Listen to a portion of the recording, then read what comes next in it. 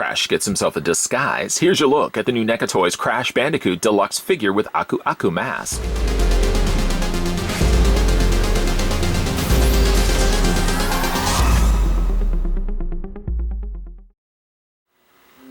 It's Crash Bandicoot. As you know and love him, everyone's favorite wacky marsupial is back in this deluxe action figure, which includes plenty of articulation for maximum whumps, and a whopping 3 interchangeable heads for maximum crazy expressions. This version also includes the iconic Aku Aku mask. Relive all your favorite Crash moments and get ready to put some umph in your whump.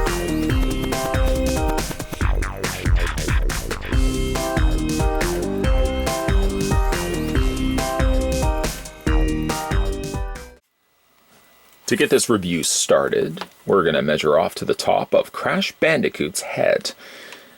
Frequent viewers of this channel, thank you very much for that, by the way, will know that I have covered off a whole ton of Crash Bandicoot figure reviews. Feel free to go back and check those out if you'd like. But let's not get ahead of ourselves, because I know there's still a lot to cover off, a lot of bases to cover off here. The figure of Crash Bandicoot with his various different interchangeable options. We'll talk about those also in a second as well. I'm getting ahead of myself. 6.6, stick to the plan. 6.6 inches in height, which translates in centimeters to be almost 17 centimeters tall, 16.9 to be exact. Man, so it would be easy to get sidetracked because this is, again, another release of Crash Bandicoot, one of my favorite things that NECA Toys are producing. And it still seems that they're very quite loyal to the idea of continuing to release Crash pieces, and this one being no exception. Now, this one doesn't have a whole lot in the way of the accessories. In fact, even if you don't count Aku Aku mask, he actually only technically comes with 2 other things for accessories, and that's technically his interchangeable heads. We can talk about that in a second. Why don't we first have a look at the one draw, I suppose, to picking up this for yourself, if you've already picked up the other Crash Bandicoots, is the fact that he does come included with his Aku Aku mask.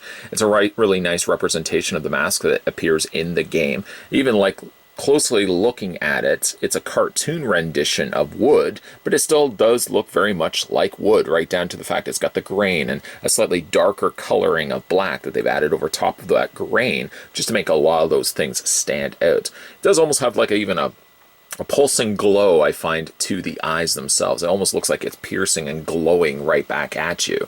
Some leaves down below, leaves down below, done in green and brushed over again in the darker color just to make those little wrinkles in the leaves pop. All around, really happy with the way that this mask is portrayed down to, or top to, would be a better way to describe it, the 4 different feather colors that are rooted to the top of the mask. These are a little bit on a more fragile side, softer plastic, yes, so you want to be a little careful of that. To the credit, though, of NECA Toys, I must say I'm happy to see that they finished both sides of it. I mean, really, this is only going to be the side that you're going to be seeing, whether you're displaying it on his face or you're displaying it on his hands. This is only really what you're going to be looking at. But the fact that they would finish both sides, the front side and the back side, really is a testament to the fact that they put a lot of care and detail to their pieces. Even like the leaves, not leaves. Leaves on the back side there are finished, as well as the feathers are finished. So it's got a fully finished look any way you slice it and any way you look at it. It's, again, a nice little representation of the Aku Aku mask that he has in the game. Now, there are a couple of ways that you can display it, one of which being that you can display the mask in his hand, and you can just kind of clamp it in place like so. Actually, both hands quite suited for holding the mask, even if you want to just have him holding it like so. You don't necessarily even have to have him wearing it. We'll talk about that in a second. You can also display it in this hand as well. And even if you want to display it from the outside, so that, of course, you can look at it as if, let's just pick that up. There we go. Dropping the mask here. I was going to say, even if you wanted to demonstrate him looking as if he's going to be putting the mask on, you can have him holding the mask facing outward like that, just before he's ready to put on the mask. Now, the thing about him putting on the mask, it's probably one thing that doesn't bother me, but I kind of wish that they could have done something a little bit differently to it. To have him put on the mask, really all you're doing is you're wedging the nose into the hold slot that is on the front. And it does give you like that levitating look to it. But I kind of wish that it could have attached to his face just a little bit more securely, a little bit more so it doesn't have such a noticeable separation from his face, from the side profile. I guess it still accomplishes the look from looking at from the front. But yeah, from the side, yeah, it just kind of looks like his nose is stuck into the back section of the mask. I'm not really sure what they could have done. I mean, I guess they could have gone the route, really, of sculpting a fourth head in which the mask was a little bit closer to his face. But again, that's the option that they ended up going with. Again, it's enough of an illusion from looking at it from the front, if you are displaying your figure from the front like so, that it does look like he's probably holding it and wearing it a little bit better than when you look at it from the side. The other thing, of course, he does come included with, I already mentioned it in the beginning of this review, is that he comes with 2 variations of his head. All the heads have the same thing in common. Wackiness, yeah, wackiness, we could go with that. The other thing that is common with all 3 is the fact that they have articulated eyebrows.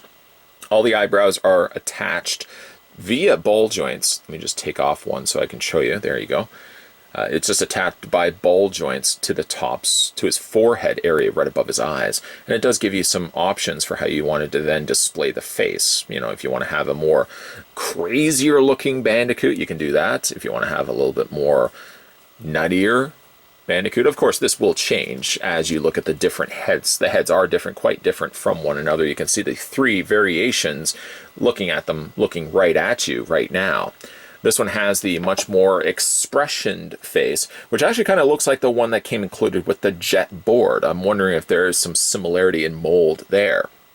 The one that came with the jet board had the visible teeth, the exposed tongue that was sticking out.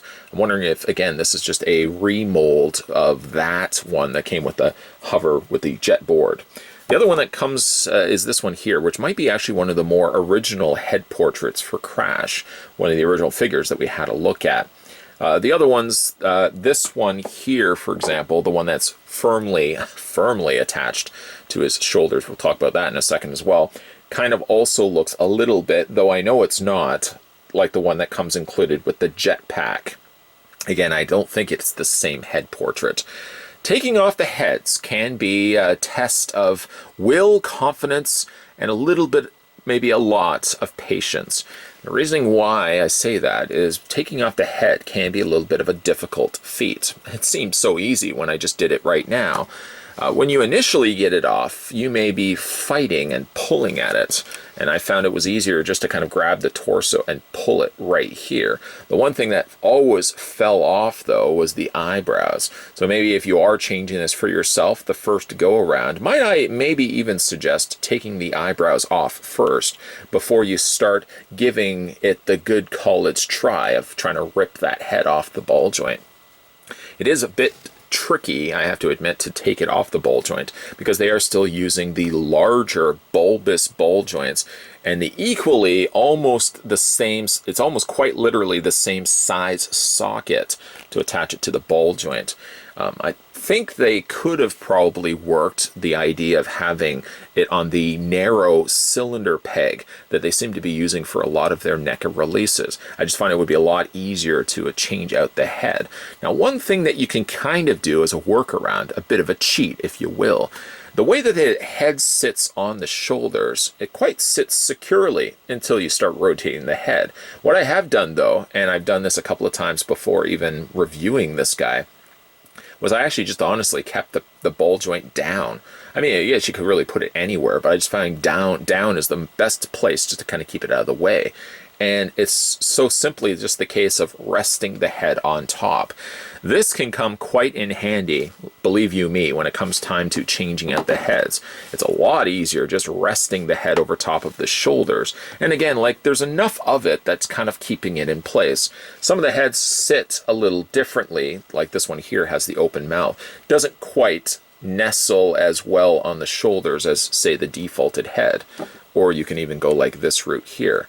Again, this one works well. This one sits relatively well, as does this one here. The one that has the open mouth, yes, you will notice, Virginia, there is a Santa Claus, but you will also notice maybe this one you could angle the ball joint back as a workaround, or even this one you could just angle a little bit more forward. But I will say, like, putting these into the ball joints is a tricky feat. I would even advise, maybe if you can't get it the first go around, maybe submerge, just take the head off, submerge the ball joint as best you can in hot water, just to soften that up. It'd be kind of more difficult to get it, the socket area here, submerged in water, but that might aid to help get the ball joint better planted into the socket.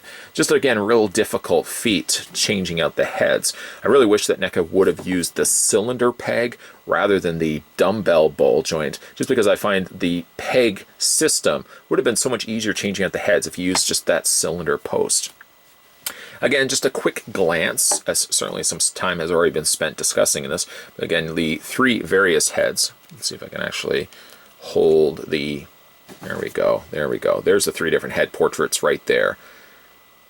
Calmer, slightly crazy, smiling. There you go. There's the three different portraits for Crash. Again, entirely up to you which one you would like to go with.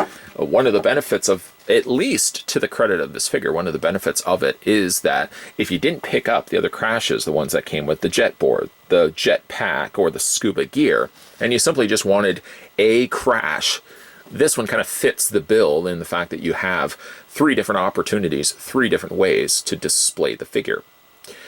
Let's go ahead and just pop this head off, because I feel like that's not going to be the most secure. This one is the one that came with the figure, and for all the times that I've taken it off, I think I've relaxed the socket a little bit better on this one. Let's get it back onto the ball joint. Just again, really difficult.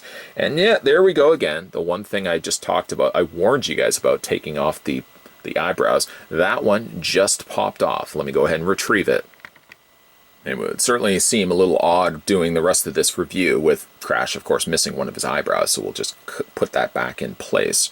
As for the rest of the figure, it's on par with all the other Crash Bandicoots that we have gotten from NECA Toys, and again, just fantastic paint job. I know I've touched base on this on all the various different Crash figures that we had a look at, so I won't spend a whole lot of time talking about it. Instead, I can just show you the very intricate little colorings of hair that they've put on the figure.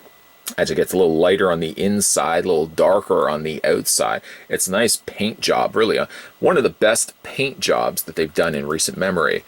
He does have the fingerless gloves. Everybody was wearing fingerless gloves, and any time I can get a Lonely Island reference in there, gosh darn, I'm going to get that in there. He was wearing fingerless gloves.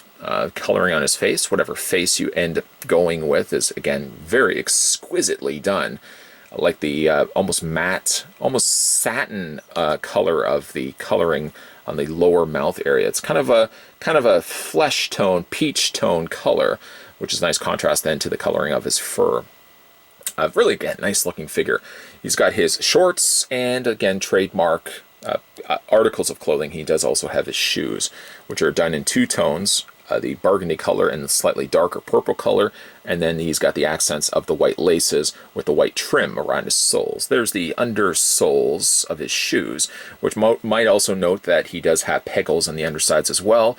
You could display this guy with a display stand, by all means. Feel free to do that. The figure actually stands perfectly fine, really, without that. But I guess if you want to get into more of a running pose, it's a little bit difficult, unfortunately, to do with a figure like this, just because his legs doesn't give you a lot of give to work with. But I guess you could have him in a slightly more running pose if you wanted to. That's a good reminder to me as well to tell you guys a little bit about his posability.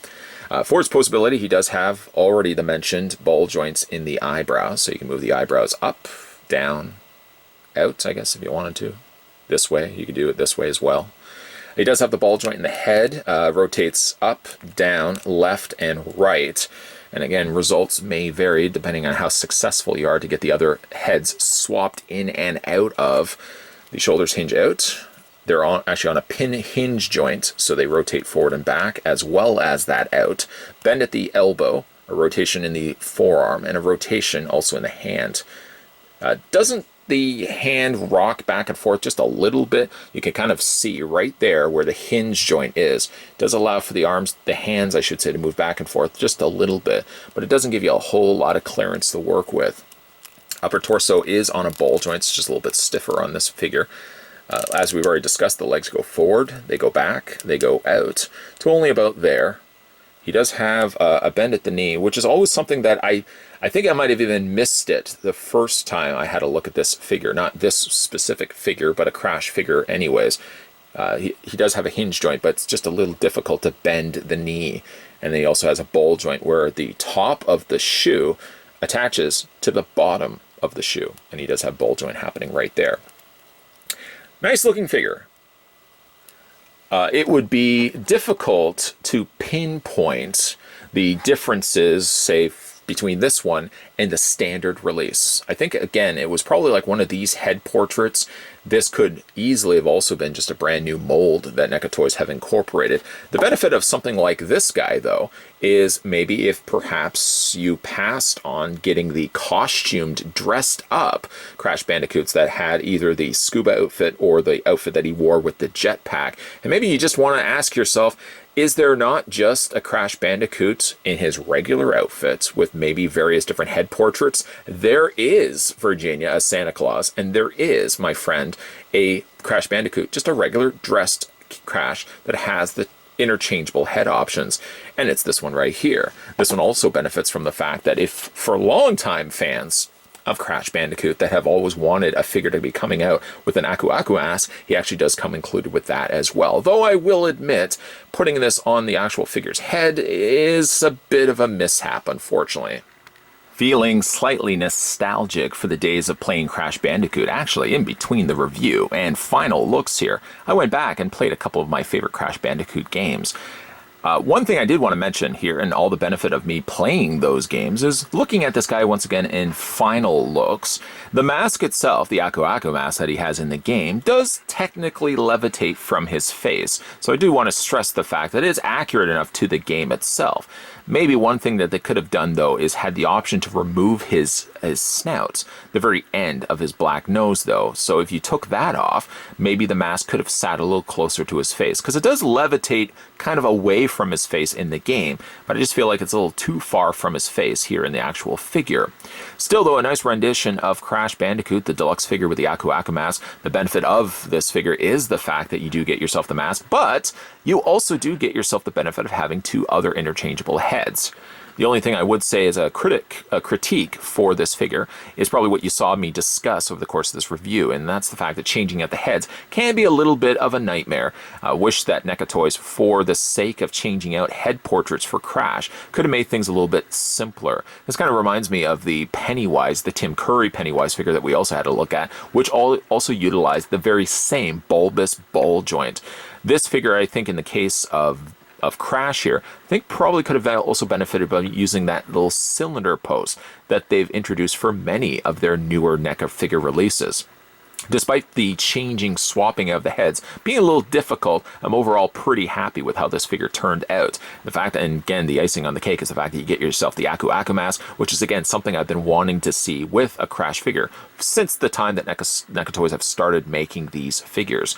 If you manage to pick up the deluxe version of Crash Bandicoot with the Aku Aku mask, let me know down below what you guys think of this figure. Do you think that the mask is maybe a little too far away from his face? Granted, yes, I know it kind of levitates on his face in the game, but again, I feel like it's maybe just a little too far from his face. Am I wrong? Am I right? Let me know down below. Always like reading your comments. Also, if you are new to this channel or a long-time viewer and never just got around to doing it, make sure you hit that subscribe button and head on over next door to turn on your bell notifications so that when future videos are coming onto this channel, you'll never miss out. As always, guys, thanks for watching, and I'll see you guys next time.